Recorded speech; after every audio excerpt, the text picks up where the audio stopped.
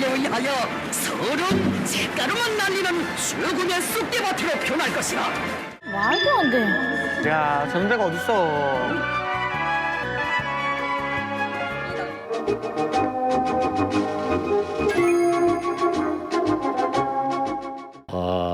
그래도 뭐 몸에 이제 한 20년 이상 이제 뵌 거라 예. 입자마다 이제 몸에 척 달라붙고. 어깨에 힘을 빡 주고 계시더라고요. 예. 제가 이제 공군 이제 제대할 당시는 이제 비행장 이제 그 연유 공급하는 부대 예. 그거 있다가 그게 해산되면서 그다음에 이제 공병으로 이제 전환해서 북한 이제 비행장은 이제 거의 다 이제 전전 근근했죠. 그래서 왜 공병이 이제 공사를 많이 하다 보니까 어허. 비행장이든 갱도 공사 같은 거 많이 하다 보니까 이제 기본 복무 행구는 이제 북한의 이제 장진 비행장, 풍산 비행장, 독산 비행장, 뭐 많은 비행장들이 이제 지난번 첫 출연하셨을 때 군대 해상부업으로 이렇게 군대를 먹여 살리셨다 그렇게 말씀하셨잖아요. 지금 이렇게 북한 군인들이 많이 있는데 기분이 어떠세요? 다 이제 제 새끼들 같은 생각이 듭니다. 그럴 수 있을 것 같아요. 지금 고향 떠나서 지금 못 돌아가는 곳인데 거기에서 그 군인인데도 그 바다에서 세상에 그 뭐 고기 잡아가지고 100명 넘게 먹여 살리셨으니. 조선인민군 내무규정 제6장 8조 조선인민군 내무규정 제6장 8조 엄마야. 부대 밖에서 군인들의 행동 질서 부대 밖에서는 군사 칙호에 따라서 상관과 상급을 정한다. 직무에 상관없이 군사 칙호가 높은 사람은 거의 상관으로는 되지 않지만 상급으로 된다. 와, 진짜. 이상입니다. 와 대박. 되게 멋있다. 아니 지금 저희가 미리 말씀드린 연습한 게 아니라 진짜로. 이게 진짜 있는 겁니까 거기? 아니 외우고 계신 거예요. 외우고 계신 거잖아요. 우리가 지금 이제는 이제 딱 조직이 됐기 때문에 이때는 이제 정민우를 부중대장으로 이제 임명한 거예요. 아, 임명했어. 임명을 권한으로 임명을 하겠다. 그죠? 하겠습니다.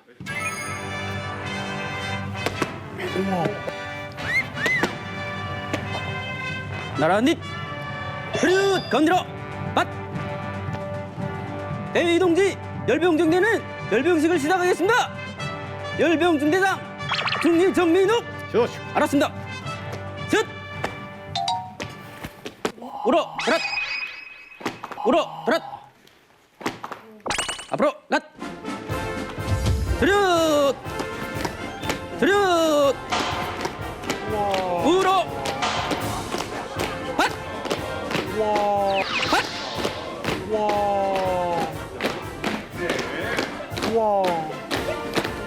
진짜. 손 더 풀어 동대 툭툭 자로 드랏 야. 진짜로. 야. 근데 기다리는 여자 있어요? 있어요. 가끔 있어요. 10년을? 네. 근데 제대만 하면 눈지방이 닳도록 손이 들어와요. 제대하면. 보통 하루 종일 몇십 명씩 손봐 버린다고. 네. 제대근이 왔대 하면서 그래서 아 그럼 기다렸는데 마음 변신하는 남자도 많겠네 군인들? 있어요. 세상에. 제 너무 친구도 그랬어. 맞아요. 거기도 맞아요. 고무신이라고 해요. 우리나라는 이제 그 고무신을 거꾸로 네. 신었다는데 그런 말 거긴 그런 거 없어요? 거긴 반대겠네. 거긴 배신이야. 배신은 안 되고 고무신 말고. 군화 거꾸로 신었다고. 전절. 옥별령은 군대 간 오빠 없었어요? 아니면 친구나? 있었어요. 있었어? 아니 어디서 이렇게 군대 간다고 할 때 뭐 친구들이 이렇게 송별회도 해주고 그래요? 그 군대 가기 전에 계속 막년에 그런 거에 자꾸 놀거든요. 성별이랑 하고. 네. 그래서 계속 그 마을마다 돌아다니며 오락회도 하고 놀면서 춤도 짝패를 계속 추다가 그 오빠가 딱 군대 가기 전날에 연기를 낸 거예요. 용기를 냈다. 네. 옥별이한테. 자기를 기다려줄 수 있냐고. 자기를 기다려줄 수 있냐고 10년만은. 10년만 기다려줘. 기다린다 했겠지. 해계지. 당연히 못 기다린다 했죠. 근데 그 뚱딴지 같이 가기 전날에 얘기하는 거예요. 아 그리고 자주 보지도 못하잖아요. 근데 그 북한군은. 사람이 얘기하는 게 그 전부터 많이 옆에서 지켜봤다고 아유, 연기를. 세상에. 내가 보기엔 그 남자가 여기저기 다 찔러봤네.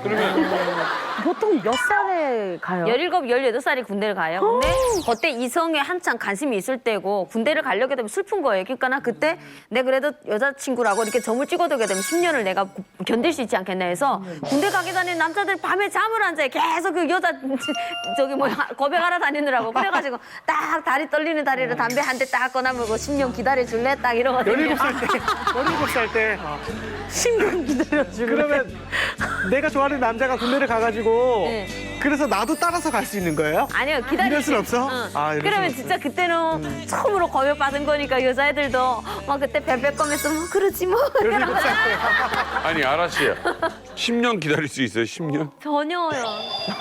저는 1년도 못 기다려요. 그렇지. 지성 씨 네네. 휴가가 몇 달에 한 번 나와요? 몇 달에 한 번이 아니라 그냥 보통 그냥 한 3년 정도 일단 나오는데요. 3년에 한 번? 근데 3년에 한 번? 이게 지금 이게 시대가 바뀌면서 예전에는 10년씩 다 기다린다고 대박이다, 했는데요. 진짜. 저희 때는 막 그 노래가 또 있거든요. 뭐? 3년만 기다려주오 3년 있다 돌아보니 못난 아이 목소리 그리고 뭐 이렇게 좀 쌍말로 했고 뭐 너가 시집 갔구나 막 그런 남자들 그런 노래가 있거든요. 뭐 야야야 처녀야 내가 아무리 눈이 높대도 뭐 눈썹 밑에 눈이 있겠지 눈썹 위에 눈이 있겠냐 하면 좀 그렇게 좀 네, 좀 전에 면회는 가능하지 않아요? 뭐 편지 같은 건 가능한 거죠. 면회는? 면회가 안 돼? 면회 안 돼? 면회 돼요. 소연 씨. 가능해요. 그러니까 그 신병 훈련소가 끝나고 본부대 배치받으면 가능한 거죠. 사실은 휴가는 규정상에는 1년에 한 번입니다. 북한 군에. 근데 1년에 한 번 안 보내요. 그러니까 집에 가게 되면 군 생활이 힘들기 때문에 부대를 복귀를 안 하거든요. 돈 쓰고. 그래서 거의 3년에 한 번씩 물자 구입이라든가 뭐 이런 식으로 갔다 오는 건데 사실 뭐냐면 북한 군에서 그 군대 나간 남자를 기다린다. 뭐 연애를 할 수 있다. 그다음 면회를 간다.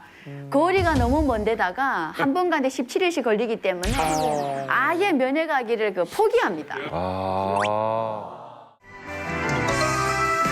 공장 성모분들이 이용하는 문화고생시설도 일일이 돌아보신 경리하는 원수님께서는 태양열 물 가열기를 잘 관리 운영하여 군인들이 늘 더운 물을 쓸 수 있게 해야 한다고 간곡히 이르셨습니다.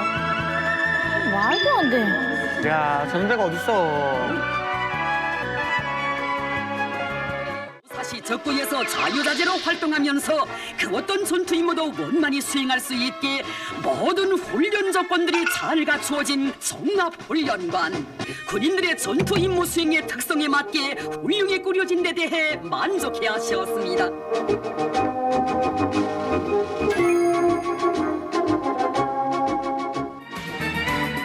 식당을 비롯한 후방 시설들을 돌아보시며 경리하는 원수님, 전투원들의 식생활 조건을 두고서도 얼마나 마음 쓰신 것입니까? 고기, 달걀, 물고기를 비롯한 후방 물자들을 정상적으로 공급해주는 것과 함께 군인들의 구미에 맞게 여러 가지 음식들을 다양하게 만들어 먹여야 한다고 뜨겁게 당부하셨습니다. 다 새 건 것 같고 누가 만진 흔적도 없는 것 같아요. 아, 시설이 너무 좋지 않아요? 네. 제가 이만가 지금 출연한 지가 오늘 꼭 20번째 되는데 보여주기성 저런 홍보 영상에 속지 않습니다. 북한 국민들도 절대로 저거를 안 믿거든요. 근데 저거를 왜 자꾸 찍는지 모르겠어요. 아니 그래도 어떤 한 특수부대는 저런 생활관이 절대 그런 게 없어요. 일단 저희 있다는 건 사실입니다. 사실이고 각 부대마다 머신 중대라 해가지고 따로 그런 게 있거든요. 부대를 시찰한다게 되면 그때 당시 보여줄 수 있는 그런 환경만 딱 따로 하는 거고요. 그렇거든요. 저기에 보니까 침대가 깔끔하고 하얀 색깔이 되잖아요. 근데 사실 북한 군내에서 세탁하기가 엄청 힘듭니다. 세탁기가 그렇지, 없어서. 그렇지. 그래서 흰 색깔을 절대로 안 써요. 마다라스 색깔을 다 우리 군복 색깔로. 그렇죠. 우리도 네. 그래요. 매트리스. 네. 마다라스가 뭐야? 매트릭스. 아니 근데 죄송한데 마다라스가 어느 나라 말이에요? 마다라스. 북한 말이에요. 북한 군 마다라스라는 게 매트라는 뜻이에요. 여기에서 매트는 안에 해면 같은 거여서 푹신푹신하잖아요. 근데 저기에서 마다라스는 벽결을 이어서 누우면 콕콕 찔러요, 잔다고. 막사가 저렇게 이제 힘든 게 그것 자체예요. 우리 중대 병영, 그러면 교양실, 병실, 교양실, 그러면 밥 먹는 칸, 세면장, 이거 45가지 설비라는 게 있어요. 그거 다 자체를. 아, 자체에서요? 자체로 공사한다고. 그런데 세멘트 주나 철근 주나 모두 1kg 안 줍니다. 군관들이 다 이제 뭐 팔아먹고 한다고 하잖아요. 어쩔 수가 없어요. 군대가 주지 않고 공사하라는데 돈이 있어야 돼, 그럼. 그 비라 하나 넘어오게 되면 남쪽에서 그게 풍선이 커요. 그게 하나가 막상 하나를 덮어요. 예. 풍선 하나 하게 되면 온 대대가 동원해서 그거 수집 땡겼어요. 야, 우리가 원하는 건 그게 아닌데. 아니, 내용물을 보시라는 건데 그거를 그러면 삐라 온다 이게 아니라 야, 지붕 온다 이거. 아니 근데 이렇게 영상에서 보니까 그래도 막 음식을 막 이렇게 해놓더라고요.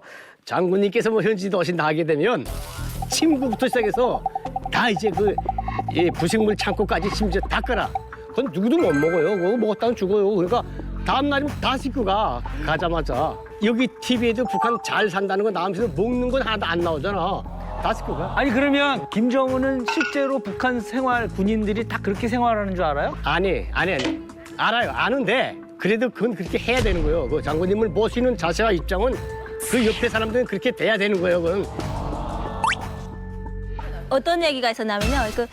그 김정은이가 이제 부대 현지 시찰을 한 거예요. 현지 시찰을 했는데 분대장이 버거를 하는데 그 옆에서 병사 한 명이 서 있었어요. 근데 버거를 받던 그 김정은이가 그 병사를 오라고 이렇게 선지하더래요. 그래서 병사가 갔는데 뭐라고 김정은이가 귀에다 이렇게 서건서건 얘기하니까 병사가 막 웃더래요.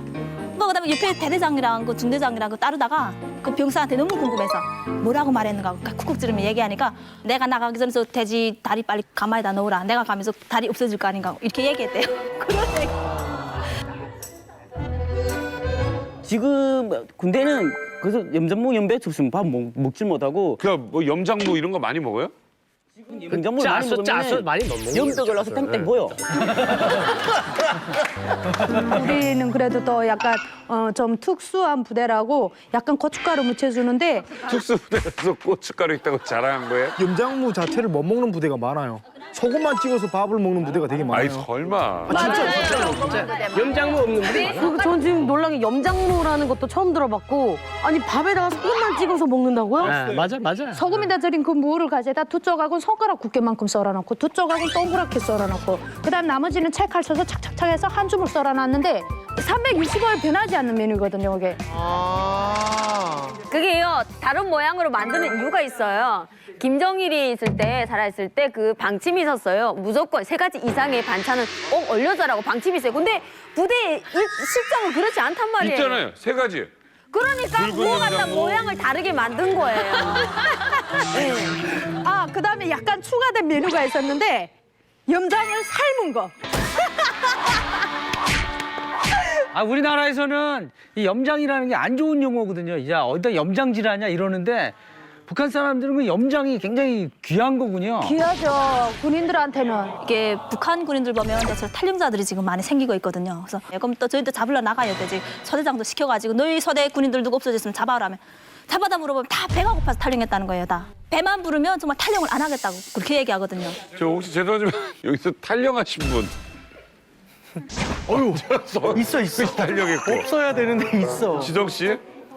민우 씨? 나 원래 탈영했어요? 네, 원래 7년인데 제가 6년 하고 도망쳤어요. 1년 남았는데. 많이 했다. 많이 했다. 사실 저는 고기를 굉장히 좋아해서 뭐 하루에 한 번, 뭐 길게는 이틀에 한 번씩 고기를 먹는 편인데 먹고 싶잖아요, 솔직히 고기는. 당연하지. 그러니까 그 고기가 먹고 싶을 때는 어떻게 하나요? 그 뭐 명절 때게 되면 국가에서 나오는 게 없어가지고요. 그러니까 자체적으로 그러니까 중대 내에서 좀 날파람 있고 좀 힘센 군인들을 해가지고 그 벼 도둑질하는 그런 조를 딸로 물어가지고요.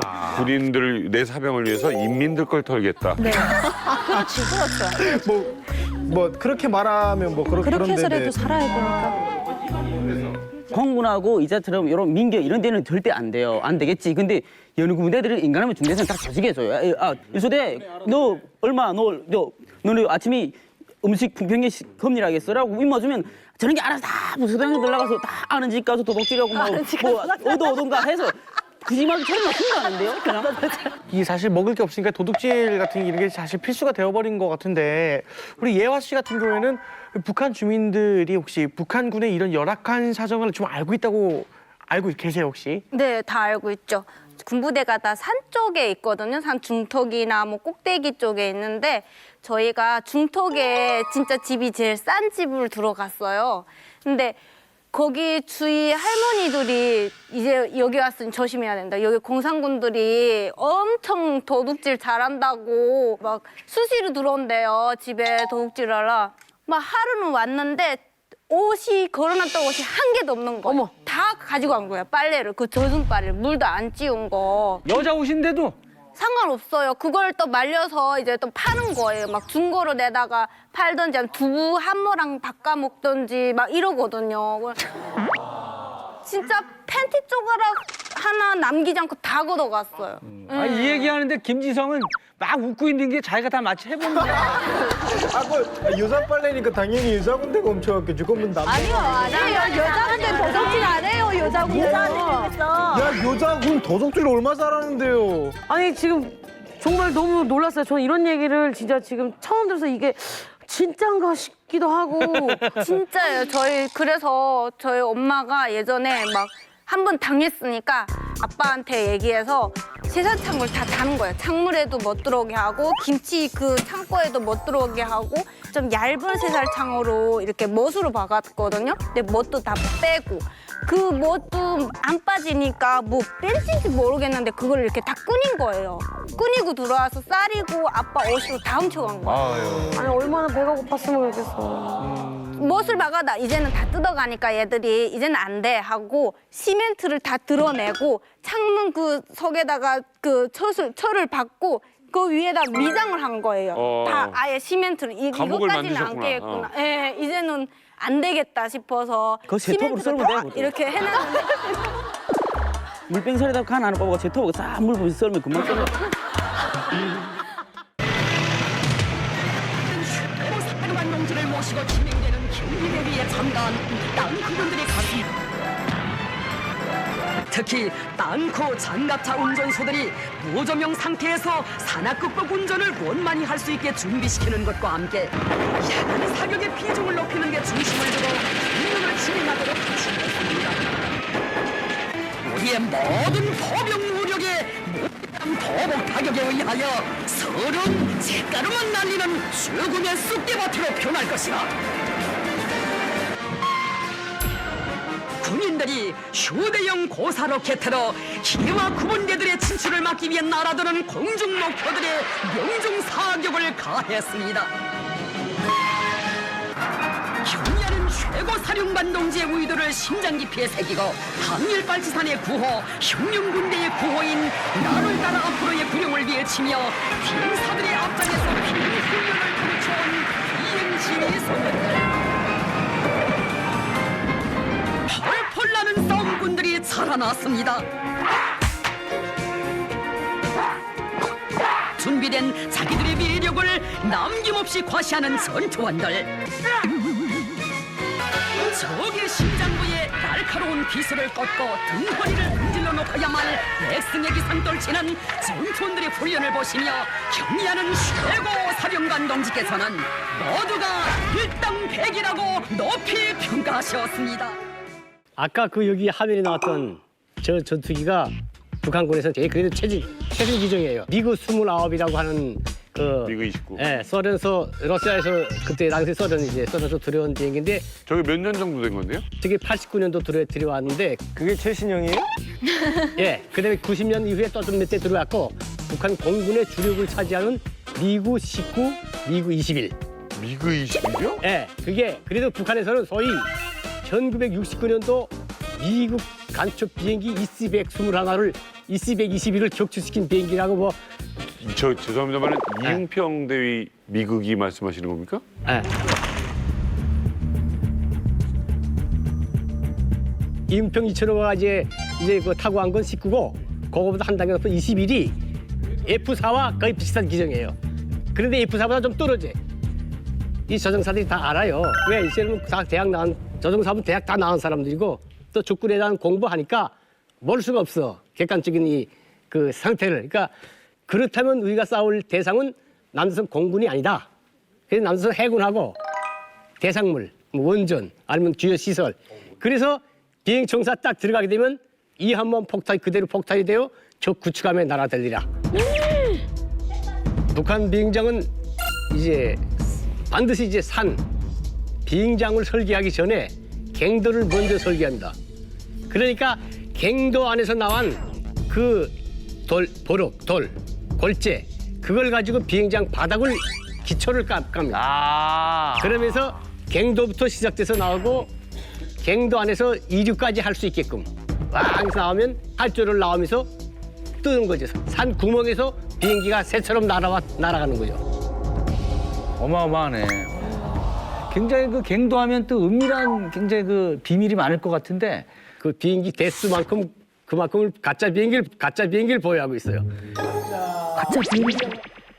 거기 이제 바퀴도 달아가지고 이제 한 군데 가만히 있으면 이제 인공위성에서 저걸 한 군데 가만히 있지 이런다고 이제 밤에 이제 한 달에 한 번씩 옮기놓고 이자 갔다 저자 갔다 하기도 하고. 외관상으로 그냥 보기에는 정말 그냥 비행기 같은 거예요. 똑같아요. 그러니까 진짜 비행기도 오래됐으니까 비행기가. 그러니까 햇빛에 이제 부식되지 않게끔 풍을 씌워놓으니까 가짜 비행기도 풍 씌워놓고 진짜 비행기도 풍 씌워놓고 그럼 똑같죠 다. 이상해는. 솔직히 몇 대 빼놓고는 다 가짜죠? 그러니까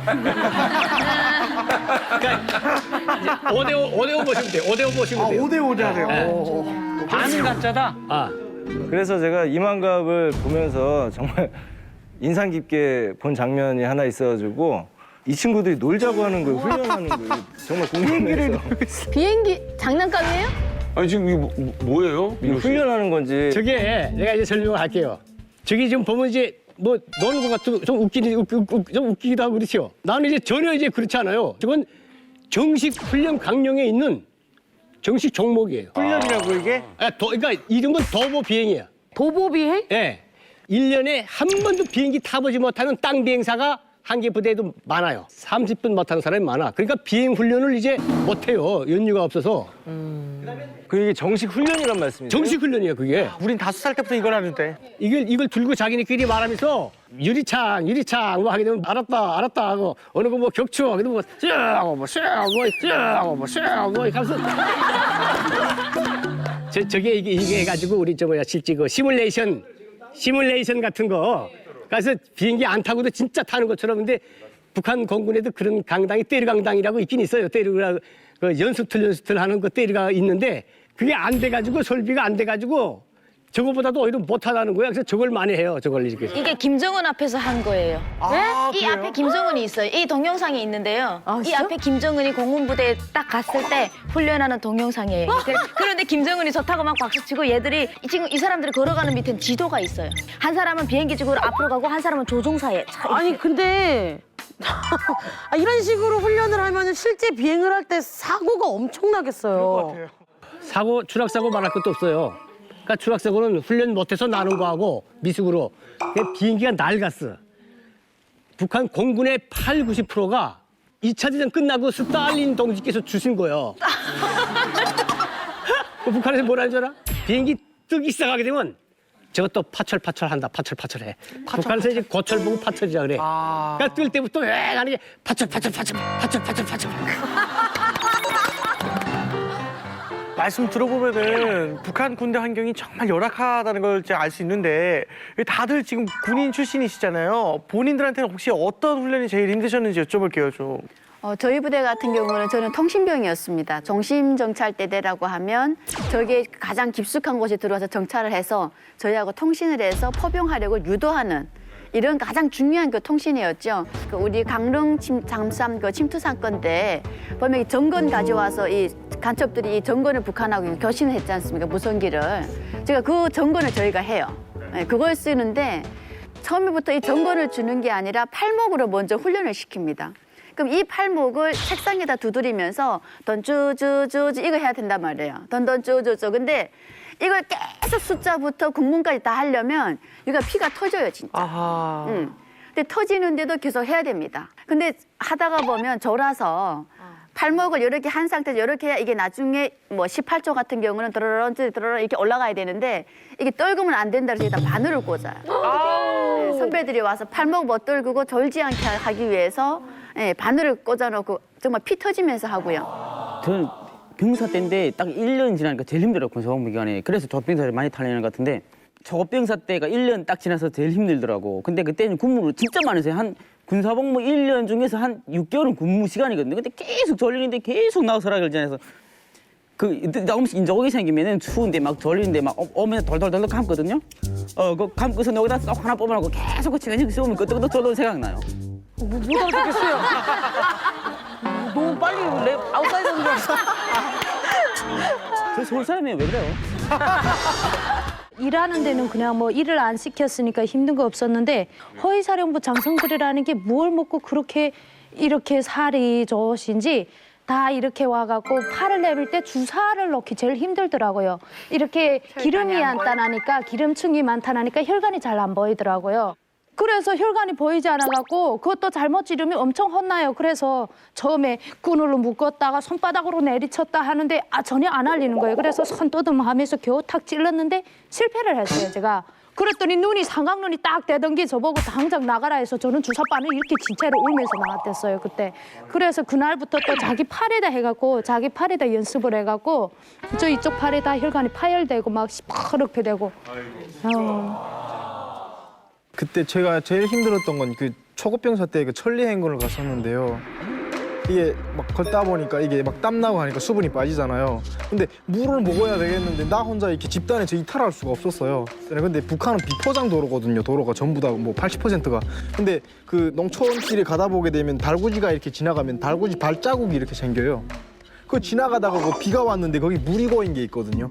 그걸 막 먹으면서 막 갔던 그런 좀 기억이 있는 것 같아요. 얼마나 목마르고 그래. 병사 생활 기간이 이제 대체로 5년 정도인데 그게 이제 흔히 표현하는 게 모르고 1년 알고 1년 할 수 없어 1년 마지못해 1년 죽지 못해 1년 하면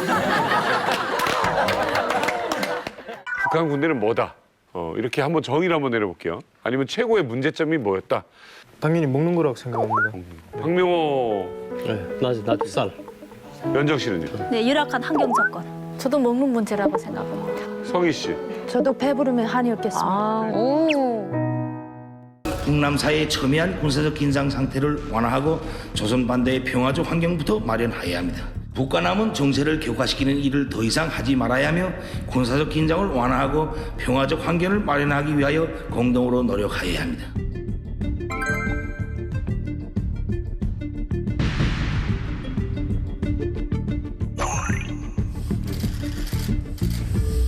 정말 바쁜 하루였겠어요. 네, 당일에 이제 저는 통일부에 취재를 나가 있었고요. 네. 저희 기자들 표현으로 장이 선다고 합니다. 정말 바쁜 날을 장선날이라고 장선다. 표현을 하는데요. 기자들이 곳곳으로 이제 나가서 현장을 취재를 합니다. 네, 당일에 처음 회담 분위기가 정말 화기애애하기 시작을 해요. 온 교례에게 새해 첫 선물, 또 값비싼 돌가물을 드리는 게 어떠한가? 그래, 자리 좀 정했으면 합니다. 예. 자. 근데 이게 분위기가 점점 험악해집니다. 이유가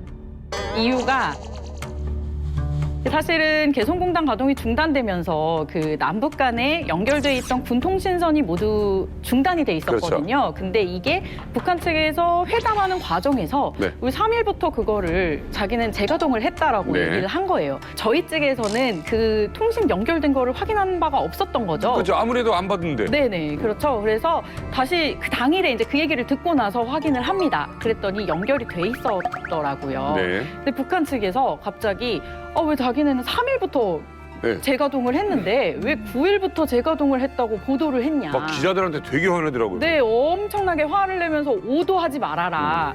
이렇게 막 화를 냈어요. 네. 예, 그러면서 분위기가 정말 좀 험악하게 굴러가는 상황이 좀 마지막에 있었는데요. 결과적으로는 또 마지막에 나가면서는 또 인사는 또 화통하게 하고 그러니까요. 나갔더라고요. 신덕호 기자님. 네. 군 통신선이 이렇게 개통이 되게 되면 뭐가 좋은 거예요? 군 통신선을 이제 남북한 군사 당국 간의 핫라인이라고 얘기를 합니다. 네. 우리가 그 서해 교전 2번이나 있었잖아요. 네. 그럴 정도로 바다, 육상 그리고 하늘에서 충돌 가능성이 있습니다. 그렇죠. 그럴 때 그 핫라인을 통해서 서로 얘기를 하는 거예요. 야, 우리 지금 공격하는 거 아니니까 싸우지 말자. 그렇게 하고 충돌을 막는 거죠. 그리고 개성공단에 우리가 옛날에 사람들이 갔을 때는 바로 그 군 통신선을 가지고 오늘 몇 명 넘어갑니다. 문제 없죠? 예, 들어오십시오. 이렇게 해서 다 다녔어요. 전면전으로 확장되지 않는 역할을 할 수 있겠네요. 그러니까 국진이 벌였을 때. 예, 우발적인 충돌이 정말 대규모 충돌로 벌어지는 것을 서로 막는 겁니다. 근데요, 이런 취재는 우리가 이제 저희가 막 겪는 연예인 취재하거나 막 이런 한국에서 취재하는 것보다는 훨씬 더 뭔가 규제가 돼 있고 까다로울 것 같은데 어떤 식으로 취재가 되나요? 핸드폰 가져갈 수 있어요? 그 휴대전화 다 반납해야 되고요. 그 들어가면 뭐 와이파이 저희 굉장히 편하게 이용하는 와이파이 다 닫혀 있고요. 그 자유의 집이라고 이제 연락소로 운영되는 곳이 있습니다. 예. 거기로 넘어가야만 인터넷선을 꽂아서 인터넷 사용이 가능합니다. 그래서 보통 기자들은 어떻게 하냐면 현장에서 녹음을 해요. 녹음기를 가져가서 다 녹음을 한 다음에 열심히 이제 공개가 끝나면 뛰어갑니다. 자유의 집으로 뛰어가서 그 녹음을 들으면서 열심히 타이핑을 해요. 다 이제 받아 적는 거예요. 다 받아 적으면요. 그걸 또 이제 인터넷선, 우리 남한에서는 인터넷선 연결이 되니까 연결을 해서 그 내용을 다 이제 전송을 해줍니다. 그러면 이제 들어오지 못한 기자들이 그 내용을 같이 공유를 하고 기사를 쓰기 시작을 합니다. 네. 북한에서 사실 만약에 고위급 회담이 열렸다. 그러면 아예 인터넷이 사용이 안 되죠. 그러면 팩스를 이용합니다. 그러면 팩스로요, 그걸 보내주면 그 남북회담, 그 남북사무소, 저희 회담 사무소에 가서 팩스로 다 받아요, 기자들이. 그럼 그걸 또 똑같이 다 열심히 칩니다. 네. 그래서 그 내용을 다 받아친 걸 또 위로 보내고 전송하고 해서 그 내용으로 기사를 정리합니다. 뭐 어때요? 북한 기자들도 이렇게 있잖아요. 네, 북한 기자들 이번에도 왔고요. 6명 왔다고 합니다. 네. 이제 그 6명 중에는 이제 일반 취재 기자, 그리고 사진 기자, 카메라 기자 같이 섞여 있고요. 굉장히 열기가 뜨거웠대요. 취재 열기가. 카메라 기자들 같은 경우에는 이제 자리를 잘 잡아야 화면을 그렇지. 잘 찍잖아요. 네. 그래서 그 자리 가지고도 막 다툼이 있을 정도로 취재 열기가 뜨거웠다고 하더라고요. 그러니까 절반 못 넘어가지는 않더라고요. 여기에서 바로 찍어야 되니까. 남한은 이쪽에 쓰고 북한 기자는 이쪽에 쓰지 않나 봐요. 네, 그 자리가 이 앞쪽에 이렇게 공간이 좀 있었는데 거기를 두고 누가 더 가운데 쪽에 이렇게 잘 자리 잡나 가지고 약간 언성이 올라갈 정도의 그런 열의가 좀 있었다고 합니다. 북한 기자들이 처음에 와가지고 저희 남한 기자들한테요, 막 오늘 날씨가 뭐 어떻다, 어디 소속이냐, 뭐 하고 있냐, 뭐 이런 거를 되게 화기애애하게 물어볼 정도로 좀 이렇게 분위기가 굉장히 좋았다고 전해졌고요. 그 저희들이 이제 취재를 하면요, 그 영상이 이제 저희는 요즘에는 옛날에는 이제 필름으로 녹화를 했는데 네. 최근에는 SD 카드에 이제 메모리로 저장을 합니다. 그 내용을 보통 저희가 바로 거기서 전송을 할 수가 없잖아요. 양이 워낙에 많아서요. 네. 이거를 SD 카드를 가방에 넣어서 통일대교로 보내는데 네. 이걸 행랑이라고 부릅니다. 그렇죠. 저희 용어로. 그래서 행랑 안에다가 싹 그 메모리 카드를 넣어서 차를 타고 통일대교로 이동을 해서 이 영상을 거기에 대기하고 있는 중계차를 통해서 네. 쏴주거든요. 그래서 현장에서 이제 취재되는 그 시간과 저희가 실제로 영상을 받아서 보도를 하는 데까지 걸리는 시간에 그 시간차가 그치. 좀 생깁니다. 북측 대표가 계속 웃고 있던데 그분은 어떤 분인가요? 네, 리선권을 말씀하시는 것 같은데요. 리선권은 조국평화통일위원회 위원장입니다. 그 원래는 군인이고요. 대표단이 5명이었죠. 그 네. 대표단을 이끌고 온 인물입니다. 거기서는 정말 덕담도 하고 뭐 화기애애한 분위기를 조성을 하다가 막판에 가서 그 종결회의에서는 정말 화를 주체하지 못하는 그런 모습을 보입니다. 그 사실은 좀 군복을 입지 않고 양복을 입고 왔고 그리고 또 약간 윽박도 미리 예상한 거 아니냐. 맞습니다. 그 사실 회담에서요, 자신의 주도권을 쥐기 위한 하나의 방식 중에 하나라고 네. 볼 수 있는데요. 처음에 공개되는 자리에서는 막 화기애애하고 화통한 모습을 막 보이다가 네. 실제로 이제 비공개 회의로 전환이 되면 다 이제 카메라도 빠지고 취재진도 다 빠지고 정말 회담의 주인들만 앞에 서서 대화를 나누게 되거든요. 네. 그러면 뭐 약간 도와달라. 우리가 뭐든 좀 가지고 가야 된다라는 그렇지. 그런 제스처를 취하기도 하고 또 그런 모습에서 사실 그거는 북한뿐만 아니라 아마 저희도 마찬가지일 거라고 생각해요. 예. 정말 다 내려놓고 대화를 나누는 자리니까요. 지금 리선권을 얘기하는데 리선권이 누구냐면요. 쉽게 말해서 정치 군인입니다. 그러니까 군사회담에 나와가지고 북한의 군사적인 요구사항을 얘기하고 그리고 박차고 나가고 이게 전문이에요. 예. 그런데 그런 이선권, 특히 김영철의 측근입니다. 김영철은 누구냐? 천안함 폭침 사건을 일으킨 주범으로 우리가 알고 있지 않습니까? 북한에도 지금 사람이 없는 거예요. 네. 10년 동안 그동안 남북 대화를 하던 김양건, 원동현 이런 사람들이 다 제거되고 숙청되고 아파서 드러눕고 해서 남북 대화를 할 사람이 없는 거야. 리성권 대표 이게 혹시 이소연 씨 들어본 적 있어요? 북한에서는 장성 출신이기 때문에 북한 군인들은 리성건 하면 잘 알죠. 그래서 이번에 회담에서 보여줬던 것처럼 사실은 좀 군 출신이기 때문에 뭐 말하는지 널리 정연하진 않습니다. 그러니까 그런 유형인데 나와서 큰 소리를 치면서 기선제압을 하면서 폼을 잡는 이런 스타일이었죠. 근데 이런 리성건이 김정은 체제 들어와서 군복을 벗고 저평통의 위원장이 됩니다. 네. 그러면서 북한의 저평통이 중앙당 기구로 격상을 하죠. 그래서 이번에 우리 대한민국에서 대화제를 한 것에 대한 예의다라고도 저는 평가할 수 있다라고 봅니다. 근데 뭐 우리 최고 전문가인 장관까지 간 거잖아요. 우리 그 조명근 장관은요, 김대중 노무현 정부 시절 10년이죠. 네. 우리가 이제 햇볕 정책, 화해협력 시대에 남북관계 굉장히 활발했잖아요. 네. 그때 통일부에서 정말 그 남북 대화를 최전선에서 하고 그리고 남북 화해와 협력의 사업들을 진두지휘하던 그런 베테랑입니다. 실무자인 베테랑이 나간 거죠. 그렇습니다. 리성권 대표 말고 나머지 4명이 궁금해요. 그중에 특히 우리가 주목할 만한 사람 있을까요? 네, 사실 리성권 대표가 이 단을 이끄는 걸로 보여지죠. 근데 저는 또 다른 한 인물에 주목을 했는데 그게 바로 리경식입니다. 민족올림픽조직위원회 위원이라는 직책을 달고 나온 인물입니다. 네. 이 리경식이요, 사실 공개되지 않은 인물이에요. 네. 저희가 어디에 속해 있는지조차 모르던 인물이 갑자기 이번에 이제 회담장의 대표로 나온 거거든요. 그래서 예. 다들 어떻게 예상을 했냐. 그냥 정말 올림픽 실무적인 거를 좀 와가지고 조율을 하려고 온 게 아니냐라고 예측이 됐었어요. 근데 취재를 해봤더니 이 사람이 아주 전형적인 대남부서에서 아주 오랫동안 근무를 한 사람이더라고요. 그래요? 통일전선부, 대남 부서죠. 그 통일전선부에 속해 있는 조국통일연구회라는 곳의 간부로 아주 오랫동안 근무를 했던 인물이더라고요. 지금 이게 남조선 연구소로 바뀐 아닙니다. 남조선 연구소였던 게 연구원으로 바뀐 겁니다. 그래요. 네, 그래서 이곳은 간단히 얘기를 하자면 북한의 대남 싱크탱크입니다. 남한에 관련된 모든 연구를 하는 곳이라고 보시면 되고요. 사실 이 인물이 그냥 조용히 앉아있다 갈 인물은 아니라고 보여지고 네. 그리고 회담장에서 보시면요. 제일 왼쪽 끝에 앉아서 한마디도 안 하고 가만히 관망합니다.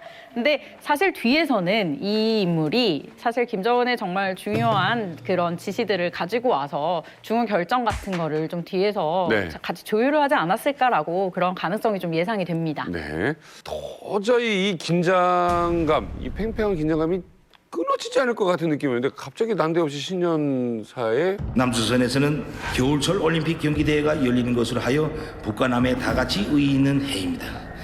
우리는 민족적 대사들을 성대히 치르고 민족의 존엄과 기상을 내외에 떨치기 위해서도 동결 상태에 있는 북남 관계를 개선하여 뜻깊은 올해를 민족사에 특기할 사변적인 해로 빛내야 합니다. 김정은이 아주 대외적으로 대놓고 우리는 그 평창 행사를 돕겠다라고 얘기를 했기 때문에요. 되게 신기하게 이번에 역제안이 없었어요. 사실 북한은 항상 남한에서 뭐 회담을 며칠에 하자, 뭐 언제 하자, 몇 시에 하자라고 제안을 하면요. 거기에 대해서 역제안을 합니다. 뭐 9일 말고 11일 뭐 이런 식인데요. 근데 이번에는 그런 역제안도 하나도 없이 우리가 요구한 내용 그대로 받아서 회담을 진행을 했거든요. 이건 다 김정은이 가지고 있는 의지에 따라서 움직였기 때문에 가능했다고 보여지고요. 좀 사실 이번 회담이 단순히 남북 간의 관계 개선으로 끝나는 게 아니고 이제 우리가 소위 말하는 통남 통미라고 하죠. 이 미국과의 대화로 연장해서 자신들이 지금 처해 있는 국제사회에서의 고립을 좀 타개하는 하나의 매개로 좀 사용하고 싶어하는 게 아닌가 이렇게 생각이 됩니다. 저는 크게 세 가지로 보는데요. 첫 번째는 지금까지 북한이 해온 것은 그 핵무기를 만들고 미사일을 발사를 하면서 국제사회에 위협을 가했거든요. 이러한 이미지를 평창 그 대회라는 그런 평화적인 이미지로 이제 탈바꿈하기 위해서 참여를 하는 것 같고요. 두 번째 같은 경우는 이 평창 대회 기간에 한국과 미국이 그 동의를 해가지고 한미 군사 훈련을 뒤로 미뤘어요. 여기에 대한 성의를 북한이 보였다고 보고요. 근데 그 보인 이유는 근데 그 보인 이유는 한반도에서 문제가 트러블 메이커는 자신들이 아니라 미국이다라는 지속적인 그런 입장을 강조하기 위해서 또 참여를 하는 것 같고요. 세 번째는 지금 국제사회가 북한을 봉쇄를 하다 보니까 북한도 현실적으로 봤을 때는 이러한 봉쇄를 타개할 창구가 필요한 거죠. 그래서 그런 창구로 지금 이런 대화 제휴에 적극 참여하고 있지 않나 저는 그렇게 봅니다. 이번에는요, 남북 이번 회담의 가장 큰 성과잖아요. 평창 대회에 북한 참가 이야기를 해봐야 될 것 같은데 언론에서는 역대급 규모로 올 거다. 네, 이게 사실은 아직 실무 접촉이 이루어진 게 아니기 그렇죠. 때문에 몇 명이 오네, 어떻게 오네가 사실 정해져 있는 게 아직 아무것도 없어요. 이게 지금 통일부에서는 다음 주 중으로 이제 실무 접촉을 하겠다는 거거든요. 급하다. 네, 그 회의가 끝나 봐야 사실 몇 명이 오고 이런 게 좀 정리가 될 것 같은데요. 일단은 선수들이 와야 되고요. 또 선수들을 이끌고 고위급 대표단을 보낸다는 거 아니겠습니까? 네. 정치적인 사람들이 오겠죠. 그래서 뭐 김여정이 오느니 뭐 여러 가지 말이 많지 않습니까? 그리고는 예술단, 응원단, 뭐뭐 해서 500명 안팎을 보낸다고 우리가 예상을 하는데 그야말로 그래서 평창 대회가 아니고 야 이거 평양 대회 되는 거 아니야? 이런 우스갯소리도 지금 나옵니다. 이거 먹고 자고 어떻게 해요? 이게 뭐 대북 지원 관련된 문제랑 좀 얽힌 것 같은데? 전부 사실 유엔 안보리 제재에 걸려 있어요. 그러니까. 그래서 과거에는 이렇게 오게 됐을 때 사실은 개인들이 제재 대상이었거든요. 네. 근데 이번에는 지금 뭐 당, 군, 전부 조직이 다 제재 대상이에요. 그렇죠. 지금 뭐 제시되고 있는 안들이 굉장히 다양한데요. 그래서 한옥마을을 통째로 내어주겠다. 뭐 크루즈를 내어서 네. 크루즈에서 뭐 숙소와 모든 걸 해결하게 해주겠다. 통제도 자기들이 좋아할 테고. 예, 뭐 방식이 정말 여러 가지가 나오고 있어요. 근데 이 모든 게 다 제재 대상입니다. 그래서 이 모든 방식이 다 제재에 걸려요. 그래서 그렇지. 지금 이걸 대체 어떻게 풀어 나갈지 그렇죠. 지켜보고 있습니다.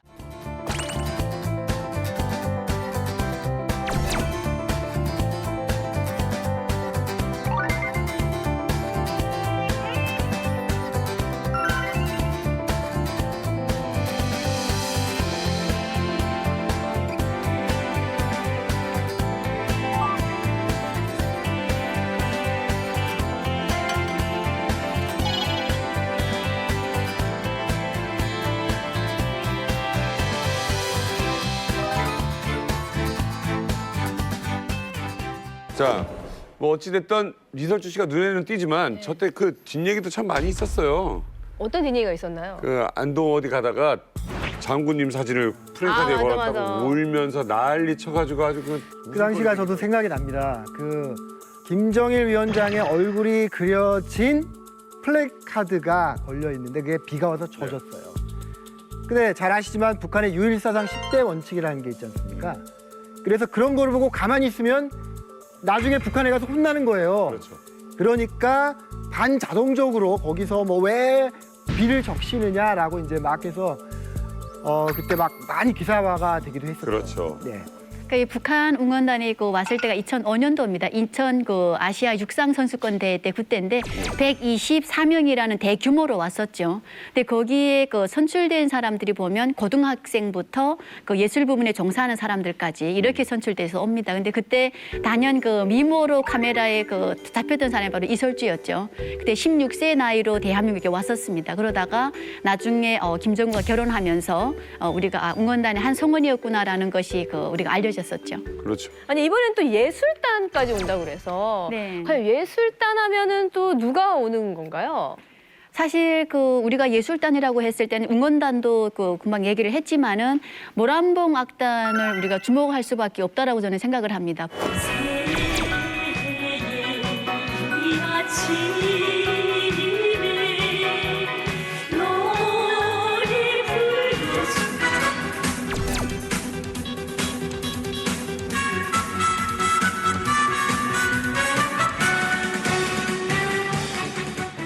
북한이 지금 갑작스럽게 예술단까지 보낸다라고 하면 많은 시간과 비용을 들여서 준비를 시켜야 되는데 모란봉 악단 같은 경우는 그동안의 김정은 우상화 공연으로 이미 철저히 무장된 악단이다라고 할 수 있기 때문에 가장 유일하게 모란봉 악단이 오지 않을까 저는 그렇게 생각합니다. 북한의 미의 기준 정확하게 부탁드리겠습니다. 네, 뭐 북한 미녀라고 하면 예전에 김일성 시대 때는 홍룡이라고 호파는 천에서 여주인공이 그러니까 북한에서 유명한 영화들 춘향전 같은 데서도 그 여자가 여주인공으로 나왔는데 얼굴형이 지금 보는 것처럼 얼굴이 좀 동글동글한 네, 계란형보다는 아니 홍룡이는 좀 동그란 형이에요. 달 같은 형이다 해서 좀 얼굴이 작은 여자는 인기가 없었어요. 그리고 뭐 리설주가 미의 기준이다라고 얘기하기는 아니에요. 왜냐하면 김정수가 우리 동글동글해요. 김정수랑 가장 닮은 게 리설주라고 들었어요. 그런 인물로 선택을 했다고 알고요. 그러니까 홍영희, 뭐 오미란, 네 김정화, 네 이런 사람들의 위인 기준이었었는데 요즘 김정은 세대에 들어서면서 김정은이 이렇게 유학을 갔다 와서 그런지 좀 서구적인 여자들을 좀 좋아하는 얼굴형으로 변했어요. 그러니까 한국이랑 거의 좀 비슷하게 닮아가는데 얼굴 북한에서도 요즘 작은 여자들이 인기고요. 좀 갸름하게 좀 빠진 여자들이 좀 인기예요. 택도 좀 뾰족해야 되고 요즘에는 좀 서구적으로 변한 거예요. 북한의 미인 보면 키랑 크고 얼굴이 희고 머리 길고 이런 여자들이 미인이에요. 근데 우리 학교 때랑 보면 10명 중 1명은 키가 65 정도 이렇게 되고 있는데 학교 때 저리 선영궁전이나 선전예술대에서 다 뽑아가고 졸업할 때 보면 다 키랑 작고 얼굴도 까맣고 한 사람만 졸업하고 나오거든요. 옛날에 저희 어머니 때 이제 미의 기준은 이제 동그란 얼굴형이 이제 미의 기준이었다면 저희 시대는 이제 3대 300삼서라고 이제 젊은 층들 이제 그 정도 되면 와 이쁘다 그 여자친구로서 만족하다 하는 되는데 거기에서 300은 세 가지가 희어야 돼요. 일단 살색이 희어야 되고 이빨이 희어야 되고 눈동자가 희어야 돼요. 그리고 3대는 뭐 이제 가슴 커야 되고 엉덩이 커야 되고 엉덩이 커야 되고 네. 그리고 눈이 커야 돼요. 그리고 3선은 이제 손발이 작아야 되고 허리 작아야 되고 얼굴이 작아야 되는 거. 네. 남자들 속에서도 그 정도 되면 괜찮다고 이제 친구들 속에서 오고 갔었어요 얘기가. 말도 안 돼. 그런 여자가 어디 있어? 그런 여자가 어디 있니? 진짜. 지금 요새는 보면 그냥 생긴 것보다는 날씬하고 뭔가 애교스러운 느낌? 막 이렇게 보면 그렇잖아요. 남자들이 보면 막 좀 대화를 잘해주고 그런 여성을 좋아해요. 일단 못생긴 거는 좀 꾸미면 되잖아요. 지금은 좀 머리 스타일이랑 좀 보는 게 있으니까. 저는 좀 이런 생각이 들어요. 예전처럼 마른 걸 싫어하지 않고 이제는 조금 마른 걸 좋아하는 시대가 아닐까라는. 왜냐면 몸매를 드러나게 지금은 한다는 건. 살까기를 하잖아요. 다이어트를 안 하고 살까기. 요즘에도 다이어트를 그러면. 북한에서도 살까기 있고 약도 있어요. 네, 살까기라고 해요. 성형도 해요? 성형도 하죠. 성형도 해요. 북한에 요즘 가슴 성형, 코, 네, 코 성형도 다 합니다. 아니 가슴 성형을 야매로 어떻게 해요? 병원 가서 합니다, 그거는. 아 그건 병원이고. 그러니까 그건 집에서 병원. 하는 거는 눈 쌍꺼풀 수술까지만 집에 와서 하고요. 그리고 코나 가슴 성형은 네, 병원에 가서 하는데 지방에서는 안 되고요. 평양에 꼭 올라가서 달러로 이제 책정이 되는데 그거 평양에서 성형외과가 따로 있어서 하는 게 아니고요. 평양에 이제 유명한 병원들이 있습니다. 거기서 몰래 저녁에 야매로 불 켜고 하고 있어요. 근데 거의 다 상류층들만 하는 거라서 네, 이제 거의 바람이 지방에서 돈 많이 쓰는 돈주들이 이제 살도 찐으니까 이제 살까기 하고 가슴 성형하러 평양에 올라간다고 합니다. 한복을 곱게 입고 있는 3명의 그 북한 미녀 모습입니다. 신의주에서 촬영한 것이라고 해요. 보여드릴게요. 한국 분 아닌가요? 예쁘다. 아니 가운데 분은 약간 수지 좀 닮은 것 같은데. 한국의 은방울 자매 같기도 하고. 근데 이 사진 말고도 한복 입은 이 북한 여성들의 사진이 또 있다고 합니다. 보여주세요.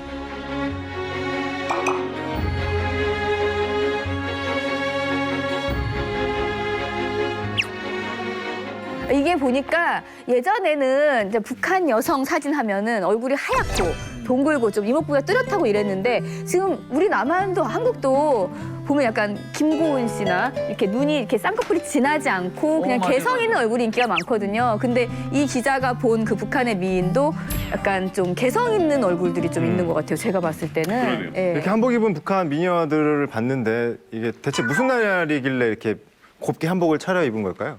두 번이 있어요. 북한에서 한복을 차려입는 게 두 번 있는데 김 부자의 그런 생일이라든가 아니면 그 북한 공식적인 명절에 대체로 그 한복을 입고요. 또 한 번 입는 기회는 가족의 이런 뭐 환갑이라든가 결혼식 이럴 때 한복을 입습니다. 당에서 포치를 해요. 내일 4월 15일이니까 한복 다 입고 나오노라 이렇게. 포치를 하면 다 입어야 되는데 이제처럼 있는 집은 자기 한복이 있는데 없는 집은 막 뛰어가가지고 이제 저건 이쁜 거고요. 어찌 10년 전에 결혼할 때 입었던 한복 다려가지고 입고 그걸 아무거나 하여튼 한복 입어야 돼 무조건. 화려하게 만들기 위해서. 저거 같은 경우에는 명절이 아니고 여름인 거 보니까 명절은 아닌 것 같아요. 사이로 같은데? 외국인이 오니까. 외국인 오니까 한복 다 입고 와. 그러니까 일반 평상복은 화려한 거나 이쁜 옷이 그렇게 다 있지 않지만 한복은 그래도 행사복으로 그래도 좀 화려하잖아요. 그러니까 그 옷을 입고 와 하게 또 포치하게 되면 또 그걸 입고 와야 돼요. 그리고 북한에서 살려면은 그 행사를 이렇게 조직적으로 진행하기 때문에 한복이 없이는 또 여자들이 배겨 못 내요. 그렇기 때문에 한복은 아무리 못 살아도 한복만은 여성들이 딱 가지고 있는 필수품이에요. 네. 순경 씨도 한복 입었었어요? 네, 저희도 대학생들은 한복을 입는데 뭐 4월 15일이라든가 2월 16일 때 저희는 해령대 김정수 동상이 있었어요. 근데 그 강장에 모여서 무더회를 하거든요. 근데 무더회를 할 때 저렇게 저것처럼 항상 입고 저렇게 무더회를 하는데 저희 때는 되게 그게 좋았어요. 평상시 저걸 입을 수 없는 거니까. 대학생 한복이 틀린 게 틀려요, 하얀 무릎에 올라오면 짧은 거는 대학생 한복이에요. 그리고 이제 일반 사이 지금 긴 거 입은 사람들은 사회 기업소에서 나온 애들이고요. 그래서 저기서 또 신분의 차이가 확 띄는 거죠. 그리고 엄청나게 한복은 끝없이 화려해도 국가에서 뭐라고 안 해요. 끝없이 화려해야 돼. 아, 그래서 화려하구나. 저는 되게 특이했던 게 이 두 번째에 한복 입고 이렇게 혼자 얼굴 이렇게 찍은 사진을 보면 저는 눈에 띄었던 게 한복 여기에다가 목걸이를 작은 걸 했어요. 네, 목걸이 다 해요. 처음에는 귀걸이를 달면 그 귀찰대에서 나서 단속을 했었거든요. 여성들 달지 말라고 뭐 자유주의 바람이라고. 그런데 이제 김정은이가 방침이 내려왔대요. 우리나라 여성들이라고 다른 나라 여성들만큼 이렇게 이쁘지 말아야 되고 하지 말라는 법이 없으니까 귀걸이를 허용하라 이렇게 된 거예요. 그래서 그다음부터 귀걸이를 다 깬 거예요. 눈썹이 변했어요. 저희 때는 갈매기 눈썹을 그려서 다 새파랗게 이렇게 올려 그랬는데 지금 저거 보니까 지금 한국에서 하는 눈썹 그러네요. 자연스럽게. 네, 이게 지금 메이크업이 많이 발전된 것 같아요. 자, 다음 사진 제가 보여드리도록 하겠습니다. 방금 사진이 이제 그 한복, 이쁜 한복이었다면 이번에 신여성, 북한 신여성 사진을 준비를 했습니다. 네. 지금 이렇게 양장을 입고 양산을 이쁘게 쓰신 사진입니다. 자, 이것뿐만 아니라 다음 사진을 보여주려고 하고 있습니다. 저건 무슨 옷이지? 저게 시스루 같은 건데 팔 지금 브라우스 같이. 대학생입니까? 네, 저건 대학생이에요. 예쁘다. 이분 이쁘다. 매력있다. 약간 한국 모델 같이 생겼네요. 모든 분들이 여기 가슴에 뭔가 달고 있는데 김일성 패치. 뭐예요 그거? 초상화. 네, 핑크. 김일성. 북한에서 이런 의상과 양산 어디서 사는 거예요? 저 무슨 의상 같은 경우는 장마당이나 그런 데 가면 많이 팔아요. 요즘 막 유행하나요? 저게 양산 들고 가는 거? 우리 도 안에는 없지만 우리 장마당 안에는 없지만 평양에 가면은 있을 것 같다는 일반 그런 생각이 시장에도 많아요. 제가 비박에서 살다가 평양에 갔을 때 제일 먼저 그 달랐던 차이점이 그 양산을 들었던 그 여자들의 모습이었습니다. 지방에서 그 우산을 든다는 거는 비가 오는 날에 자기 방어를 하기 위해서 보호를 하기 위해서 그 쓰는 그 도구인데 평양에서 그걸 패션으로 쓰더라고요. 근데 여자들이 다 양산을 들고 다니는 게 아무렇지 않게 들고 다니더라고요. 근데 지방에서 그렇게 썼다면 좀 이상하게 생각을 하거든요. 근데 저는 저 사진 보니까 그 빨간 드레스 입은 그 여자분이 되게 이렇게 눈에 띄는 것 같습니다. 지방에서는 저렇게 빨간 옷을 입을 수가 없습니다. 왜냐면 저분의 포즈와 표정은 그냥 모델이에요. 그러니까 모델 같네. 아니 지방에도 빨간 옷을 입는데 빨간 바지를 입지 못합니다. 위에 옷은 괜찮아요. 빨간 바지, 하얀 바지도 못 입고. 네, 왜 그 평양에 그때 한때 이렇게 빨간 바지가 유행돼서 많이 입었대요. 근데 김정일이 차를 타고 지나가다 이게 무슨 일인가 하고 그래 한번 불호령이 내려서 일체 빨간 바지를 여자들이 입지 못하게. 사실 저거보다 아까 그 블랙 원피스 있잖아요. 까만 원피스는 팔이 비치는데 예전에는 이렇게 비치면 안 됐었거든요. 근데 저런 옷은 저게 지금 김국산이에요. 시장에 많이 나가면 있는데 저거보다도 더 조금 비치는 옷이 있어요. 그런 거를 더 좋아해요. 요즘에는 비치고 드러내는 거를 좋아해서 이런 옷은 시장에 너무 비치거나 하면 시장에 못 나오고요. 방문 판매로 연선 지역에 가서 중고 옷을 가져오는데 한국 상품들이에요. 미니 스커트도 저도 입었어 봤는데 밖에는 못 나와요. 청바지도 있고 집에서 입고 친구들끼리 밤에 생일 파티 할 때 짧은 거 입고 와요. 그렇게 하고 노는 거예요. 근데 그런 옷을 장마당에서는 못 사고요. 연선지대에서 중고를 파는 사람들 집에 가서 그런 옷을 비싸게 사요. 근데 밖에는 못 입어. 근데 얼마나 친구들 앞에 입고 싶은 얼마나 하고 싶은지 몰라요. 나가고 싶고. 그러니까 밤에만 하는 거예요. 자, 다음 사진은 우리 알베르토 씨가 준비했습니다. 네, 저는 제복을 입고 있는 여성 사진 가지고 왔습니다. 이게 깔끔한 느낌이 나고 되게 프로페셔널 느낌이. 이 제복이 제가 나온 해에 나온 거예요, 이 제복이. 새로 나온 거예요. 넥타이가 굉장히 짧아요. 멋있다. 저 여성분이 지금 입은 보안원들은 이제 모자가 이제 틀려요. 저 둥글모를 쓰고 다니는데 저분은 이제 해설 강사가 그렇죠. 맞아요. 자, 다음 사진이요. 평양 호텔 접대원. 예전에는 화장을 좀 북한 여성들이 어떻게 했냐면 입술 태를 그렸어요.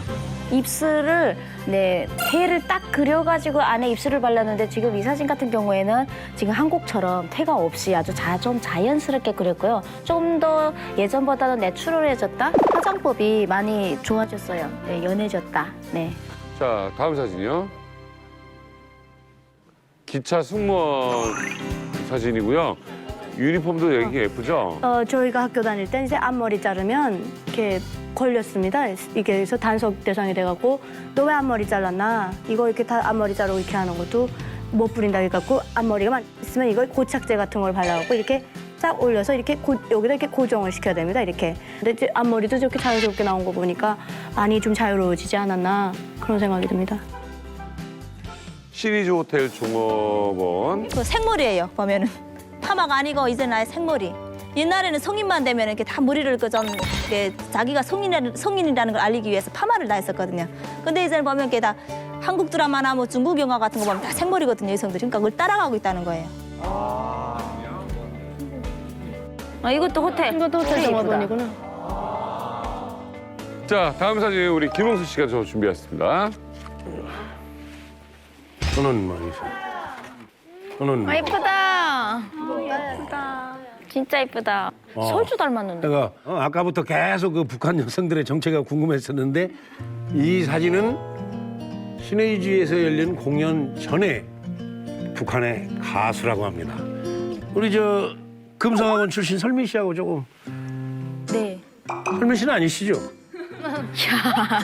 제가 저렇게 이쁩니까? 진짜.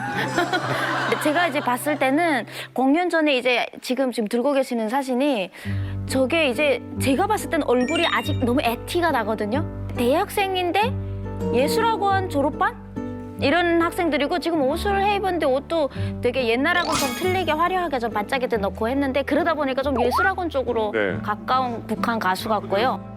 운방울이라는 악기는요, 북한에서 제가 연주했던 악기입니다. 제가 가지고 있던 악기인데 저 악기가 이태리랑 합연이 됐어요. 합연이 돼서 북한에서 하는데 1,500달러예요, 새 악기가. 근데 새 악기가 1,500달러고 이제 중고는 500달러에서 1,000달러까지 나갑니다. 그래서 이제 저도 새 악기로 맸는데 그래서 그때 제가 저 악기를 멜 때 집이 한 750달러 정도 할 때였어요, 아파트가. 그러면 아파트 두 채예요. 그래서 뭐라고요? 네, 그렇게 했어요. 아파트가 750. 네, 그래서 제가 이제 저 아코디언을 메고 다니면 운방울 쥐고 다닌다 하면 쥐 메고 다닌다 이렇게 얘기를 해요. 그래서 하고 싶어도 아코디언을 못하는 이유는 저 악기가 없으면 못해요. 설민 씨 사진 보니까 어때요? 네. 옛 생각 나시죠? 많이 나죠. 저 때는 맞으면서 엄청 혹시 저 아시는 분은 아니고? 금성하고 한참 같이 다녔고 후배죠. 지금 후배는 우리가 보니까 중학생인데 저기 신의주에서 찍은 거니까 금성학원은 아니고요. 근데 저 아이가 운방을 맸는데 앞에 빨간색은 네모난 판때기가 있죠. 저기 보니까 저게 김일성이 보내준 선물이라고 딱 나와 있는 거죠. 예술학원입니다. 일단은 집안체를 그러니까 예, 저거는 개인 악기가 아니고 저거는 국가에서 예, 김일성 이름으로 보내준 악기인 국산이네. 거예요. 예, 전 국가 악기인 거예요. 그러니까 이게 1,500달러보다 더 비싼 가치인 거죠. 장군님이 보내준 선물을 내가 지금 믿어 연주를 한다는 게.